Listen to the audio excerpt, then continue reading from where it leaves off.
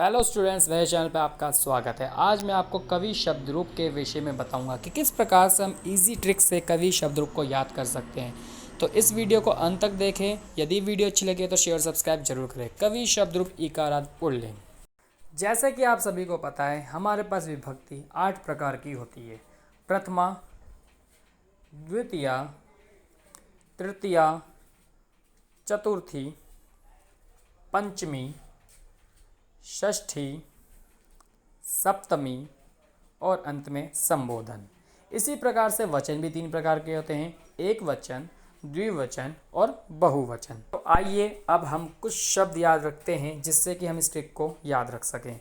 प्रथमा एक वचन में विसर्ग, द्विवचन में बड़ी ई, बहुवचन में यह।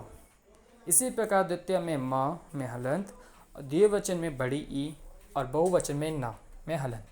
तृतीया में ना, द्विवचन में भ्याम और बहुवचन में भी ही। चतुर्थी के एक वचन में ये, द्विवचन में भ्याम और बहुवचन में भ्यः। पंचमी के एक वचन में ए है, द्विवचन में भ्याम और बहुवचन में भ्यः। इसी प्रकार षष्ठी के एक वचन में ए है, द्विवचन में यो हो और बहुवचन में नाम। इसी प्रकार सप्तमी के एक वचन में ओ, द्विवचन में यो हो और बहुवचन में शु। और संबोधन के एक वचन में है, द्विवचन में भी है और बहुवचन में भी है।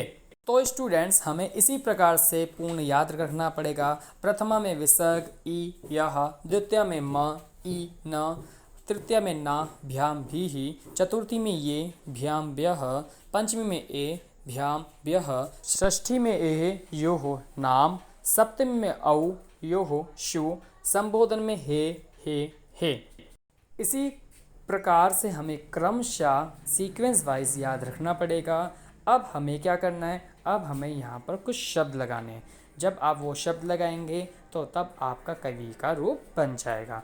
तो आइए हम वो शब्द यहाँ पर प्रयोग करते हैं। जैसे प्रथमा के एक वचन में कवि, तो बन गया कवि ही।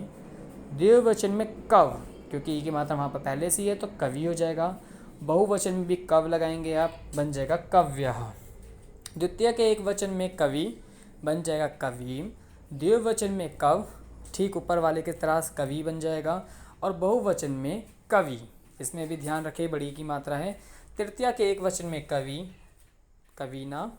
द्विवचन में कवि तो बनेगा कविभ्याम। बहुवचन में कवि तो बनेगा कवि भी ही।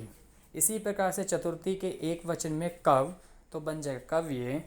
द्विवचन में कवि तो बन जाएगा कविभ्याम। बहुवचन में कवि तो बनेगा कविभ्यः। इसी प्रकार से पंचमी के एक वचन में कव तो बन जाएगा कवेः। द्विवचन में कवि तो बन जाएगा कविभ्याम। बहुवचन में कवि तो यहाँ बन जाएगा कविभ्यः। इसी प्रकार षष्ठी के एक वचन में कव, जैसे पंचमी के एक वचन में लगाया था तो कवेः बन जाएगा।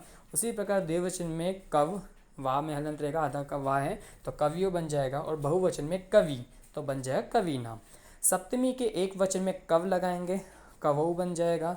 द्विवचन में कव, ऊपर वाले के समान कवियो बन जाएगा।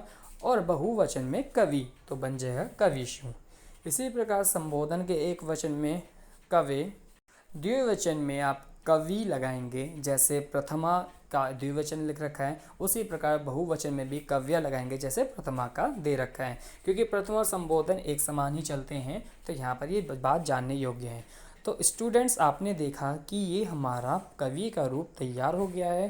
प्रथमा में कवि ही कवि कव्यः, द्वितीया कवीन कवि कवीन, तृतीया कवीना कविभ्यम कविभिः, चतुर्थी कव्ये कविभ्यम कविभ्यः, पंचमी कवेः कविभ्याम कविभ्यः, षष्ठी कवेः कव्यो कवीनाम, सप्तमी कवौ कव्यो कविषु, संबोधन हे कवे हे कवि हे कव्यः। इसी प्रकार आप कवि के समान रवि और भी इकारांत पुल्लिंग शब्द को यहाँ पर लगा के उस रूप को चला सकते हैं।